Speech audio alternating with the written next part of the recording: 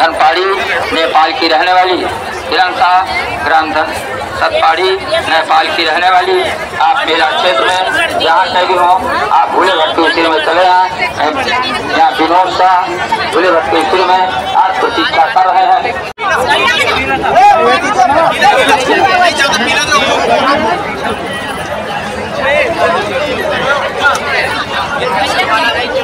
हिरण शाह ग्राम धनगढ़ी नेपाल की रहने वाली। आप मेला क्षेत्र में जहाँ कहीं भी हो आप भूले भटके उसी में चले आए। आपको कहते ही वीरेंद्र शाह भूले भटके उसी में आज प्रतीक्षा कर रहे हैं। माया देवी ग्राम कालकी जालौन की रहने वाली। आप मेला क्षेत्र में जहाँ कहीं भी हो आप भूले भटके उसी में चले आए। दिलिया भूले भटके उसी में आप प्रतीक्षा कर रहे हैं। रंजन राय आज इस महाकुंभ में रंजन शाह संगम पे स्नान करने का मौका मिला। पलामू झारखंड के रहने वाले और इस महाकुंभ में जहाँ कहीं हो आप भूले भटके उसी में चले आए। यहाँ सुनीता काफी संख्या में लोग बैठी हैं। आप आकर व्यवस्था बहुत अच्छी थी। रामबरन साहू ग्राम रौनिया पटना बिहार के रहने वाले। आप मेला क्षेत्र में जहाँ कहीं भी हो आप भूले भटके उसी में चले आए। रमेश भूले भटके उसी में आप प्रतीक्षा कर रहे हैं।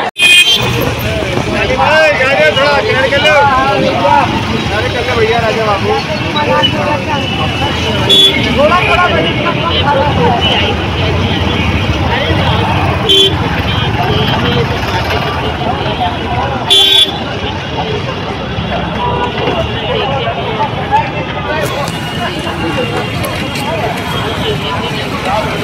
हफ्ता बताओ कोई जज बन गया।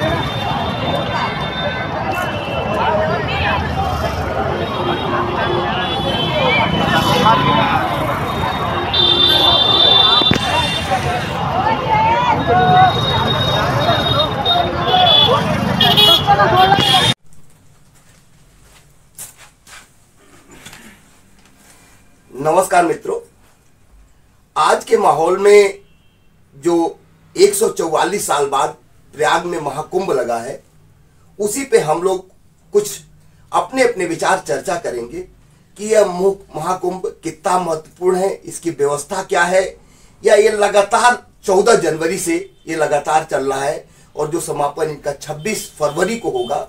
ये कुंभ बहुत ही महाभव्य रहा। लगभग 60 करोड़ आंकड़ों के हिसाब से अभी तक स्नान कर चुके हैं और उसका दर्शन करके उसका लाभ ले चुके हैं। लेकिन इसमें हम सभी लोग जो बैठे हुए हैं उसमें अपने विचार देंगे कि इस कुंभ से क्या फायदे रहे या उनको इस कुंभ से क्या समझ में आया और इसमें क्या सुविधा रही, क्या असुविधा रही, वो सभी लोग अपने अपने विचार देंगे। तो मैं अब इसको स्टार्ट करते हुए मैं सर्वप्रथम परम आदरणीय पीएल सोनी जी से चाहेंगे कि महाकुंभ पे आप जो भी सोचे हैं, देखे हैं, लगातार 1 महीने से ऊपर हो गया, तो इसमें आपका कुंभ पे क्या विचार है, ये आप अपना। डॉक्टर साहब बहुत अच्छा प्रश्न किया आपने।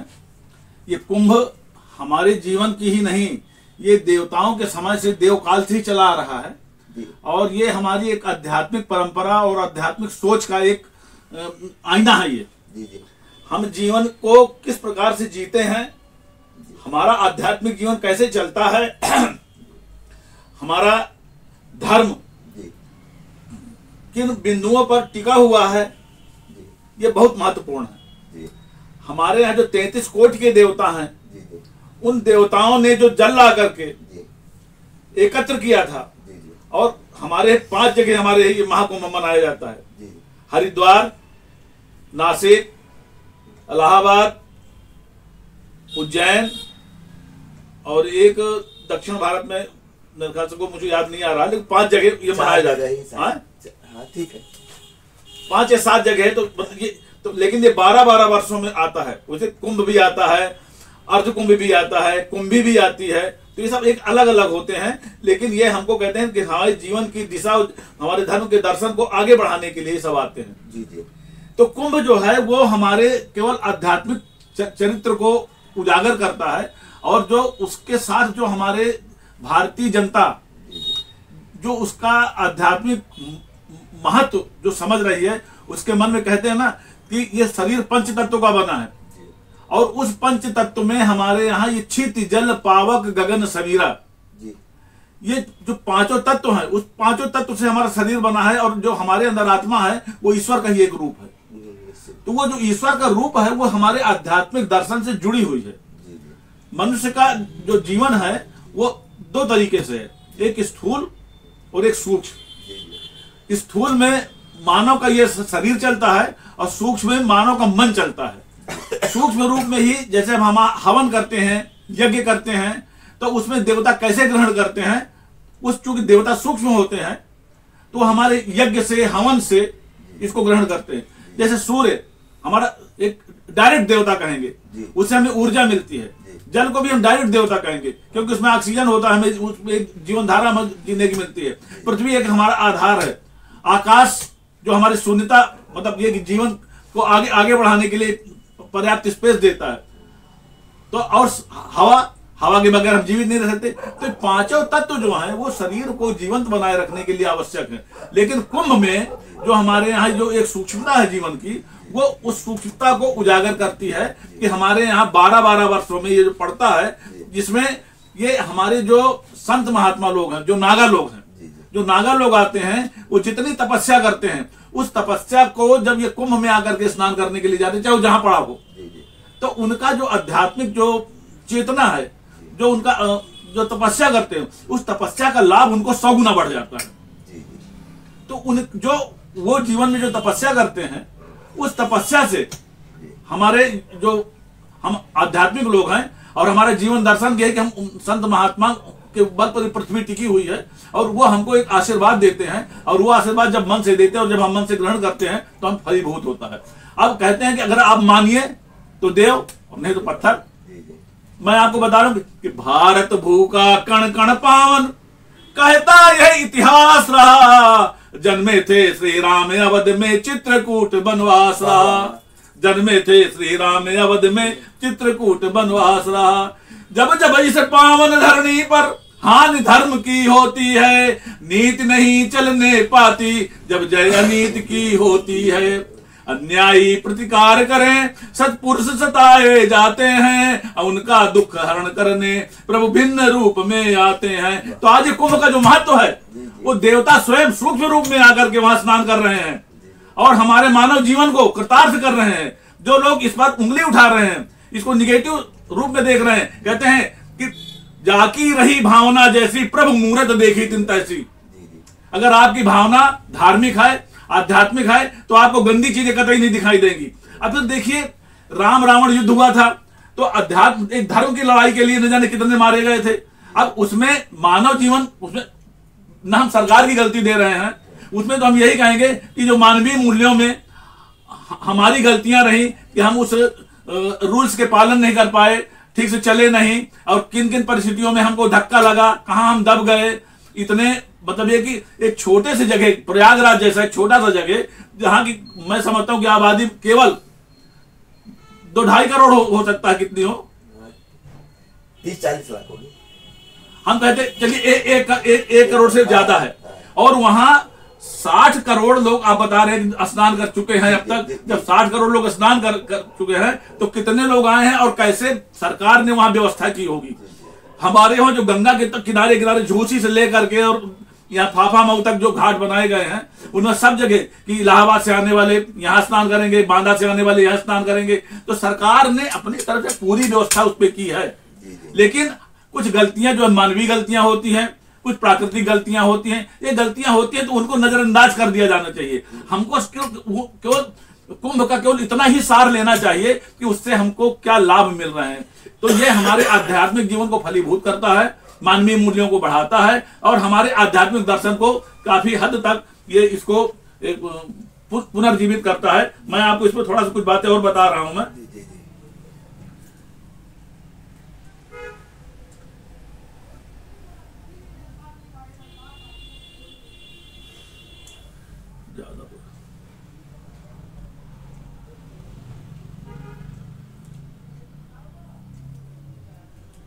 चलो इसमें नहीं आ रहा, लेकिन सिर्फ ये है कि ये देवता भी इसमें स्नान करने आते हैं सूक्ष्म रूप से, साधु महात्मा भी दर्शन करते हैं, नागा लोग भी स्नान करने के लिए आते हैं, और जो आध्यात्मिक रूप से उनसे मतलब ये कुंभ से जुड़ा हुआ है, देवों से जुड़ा हुआ, अपने धर्म से जुड़ा हुआ है, वो जरूर वहां जाकर के स्नान करता है।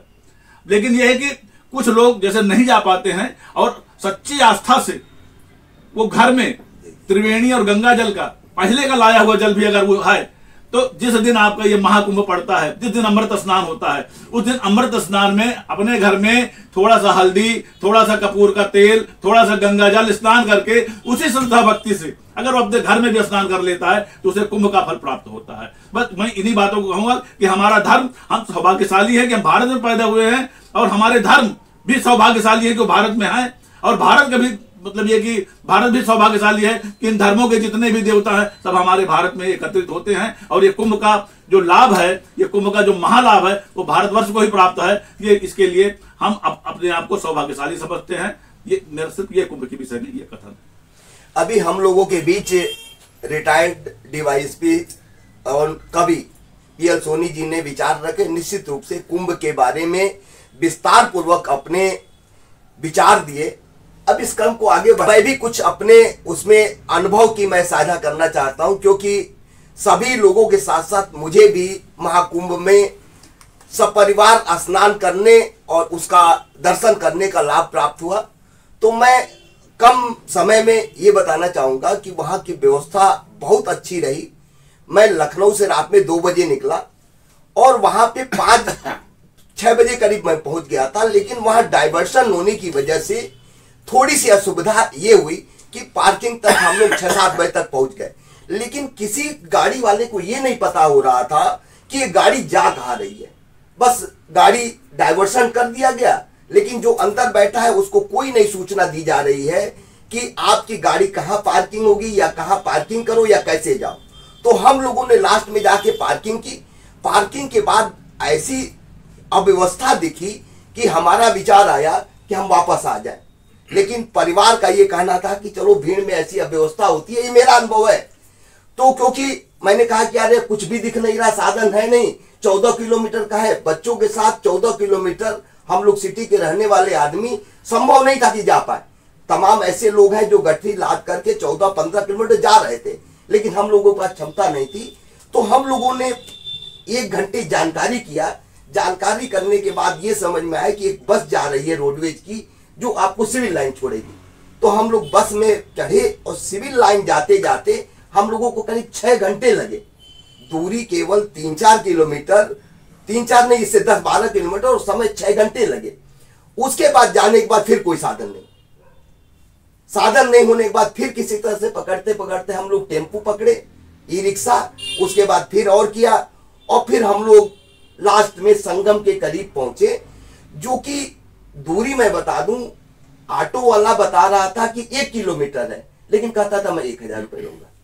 ये बड़ी एक अव्यवस्था की दुर्भावना थी जो मैंने सामने देखी, ये मैंने अनुभव किया। मेरी कोई शिकायत नहीं है, सरकार की व्यवस्था बहुत अच्छी थी, लेकिन सबसे बड़ी बात थी वहां स्नान करने की बहुत अच्छी सुविधा थी, ड्रेस चेंज करने की अच्छी सुविधा थी, भीड़ बहुत ज्यादा थी। सर डॉक्टर साहब मैं क्षमा चाहूंगा आपसे, इतना जो आपने कहा बिल्कुल सही का, लेकिन सरकार उसमें देखिए, सरकार ने सबके हाथ मान रखे थे कि गलती से भी कहीं किसी संत के डंडा ना पड़ जाए, किसी भक्त के डंडा ना पड़ जाए। एक आध चोर घुस आते हैं, मान लीजिए कोई पुलिस वाला डंडा चला दे उस आदमी पर जो 1000 रुपया 1 किलोमीटर का मांग रहा है, और गलती से किसी भक्त के लग जाए, तो सरकार की मंशा केवल इतनी थी। उस चक्कर में देखिए कोर्ट का भी यही नियम होता है कि 10 अपराधी छूट जाए, लेकिन निरपराध को दंड नहीं मिलना चाहिए। तो सरकार की मंशा होती है इसमें। एक मिनट में और मैं अपनी बात कर लूं। तो उसके बाद यहां तक तो चलिए ठीक रहा, हम लोग वापस हुए, वापस में कोई साधन नहीं, मतलब 18 किलोमीटर के बीच कोई साधन नहीं था। और ये मैं बुराई नहीं कर रहा हूं, ये मैं महसूस किया वो मैं कह रहा हूं। और ये सब छोड़िए, मैं आपको बता दूं, मैं आपकी ही बात कह रहा हूं। इसको नोट कर लीजिए, क्योंकि आप सब संत लोग हैं। वापसी के लिए कोई साधन नहीं है, केवल टिकट पक्का है, कोई साधन नहीं है। आपके कर्म ही आपका साधन रहेंगे। बिल्कुल वैसे, बिल्कुल वैसे जैसे आपने कुंभ में देखा, बिल्कुल वैसे है। एक मिनट सुन लीजिए, आस्था आपकी नैया पार कराएगा। एक मिनट सुन लीजिए, जब वापसी का बात हुआ तो मैंने आज तक उस साधन का इस्तेमाल करते हुए नहीं देखा था कि इतने बड़े सिटी में, इतने महाकुंभ में, जिसमें सामान ढोए जाते हैं, जो असमर्थ लोग चलने में थे वो ट्राली पे बैठ करके गए। और दूसरी बस सिविल लाइन, एक बड़ा बस स्टैंड है, वहां पूरा सिविल लाइन बस स्टैंड खाली था और उसमें एक भी बस नहीं थी, आने के लिए कोई बस नहीं मिल रहा था। किसी तरह से मजबूरी में हमने एक ऑटो वाले से कहा, एक और मैं बता दूं आपको जानकारी के लिए, एक मैं होटल में गया कि वहां मैं रुक जाऊं, तो उसने कहा एक रूम का 5,000 रुपए लगेगा, 3 रूम का 15,000 चाहिए। तो इस टाइप की फिर हमने किसी तरह से, कोई 5 स्टार होटल था क्या? नहीं, एकदम नॉर्मल ऑर्डिनरी, हनुमान मंदिर के पास, सिविल लाइन के पास था।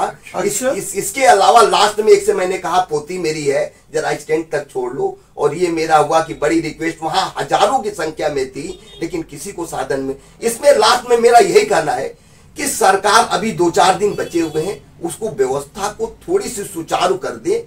व्यवस्था सरकार की सब कुछ अच्छी है, स्नान में अच्छा है, तो इस पे ख्याल करते हुए करे। अब इसी के साथ समय में बहुत हो चुका है तो मैं इसको अब खत्म करने जा रहा हूं। इसी के साथ सभी लोगों ने अपने मार्गदर्शन दिए और अब अंत में सभी लोगों को नमस्कार करते हुए, धन्यवाद आपका भी, धन्यवाद आप लोगों ने सभी लोगों ने साथ दिया। और इसमें ये केवल अनुभव रहा है, मेरी किसी से कोई शिकायत नहीं, न सरकार से अरे शिकायत सर, है, न आपका किसी ही से। चैनल हम लोगों की बात सुन भी लेता है, वरना सर हम लोगों मैंने की सिर्फ बात कहाँ अपने को सुनता है? अनुभव साझा किए, बाकी मेरी सरकार की तरफ से या किसी की बुराई नहीं है। जय हिंद, जय भारत। जय श्री राम। जय श्री राम।